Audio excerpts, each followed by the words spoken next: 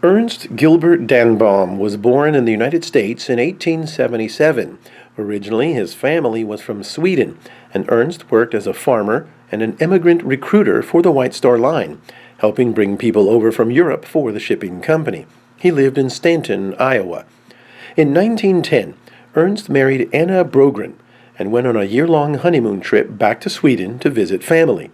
It was there, in November of 1911, that Anna gave birth to their son, Gilbert Danbom. When the time came to return to the United States in April of 1912, the young family traveled along with Anders and Alfreda Anderson and their 5 children. Alfreda Anderson and Anna Danbom were sisters. Also on the trip was another young Swedish friend, Anna Nysten, who was traveling to New Jersey.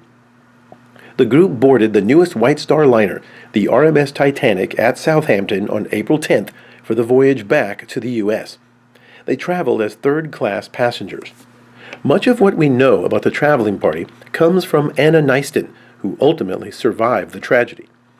She said that on the night of April 14th, she heard a loud scraping sound as when an automobile hits the road from underneath. She got dressed and placed some food and items of clothing in a basket and headed up to the boat deck. There, she found the Danbom and Anderson families. Nysten was placed in lifeboat number 13, which launched at approximately 1:40 a.m. Unfortunately, she never saw the Danboms or the Andersons again. It was assumed that for some reason, no one from the families made it into a lifeboat, not even the women and children. Ernst and Anna Danbom, along with their son Gilbert, perished in the sinking. None of the Andersons made it either. Ernst Danbom was 34 years old. Anna was 28.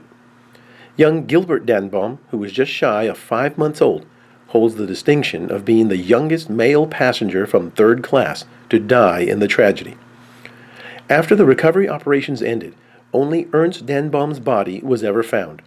The rescuers found $266 cash and $30 of gold in his pockets, along with other miscellaneous items.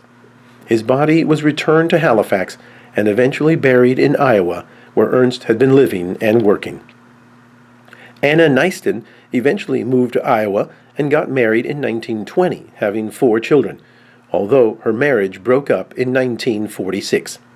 She lived until 1977, when she died at the age of 87. Thanks for watching Profiles from the Titanic.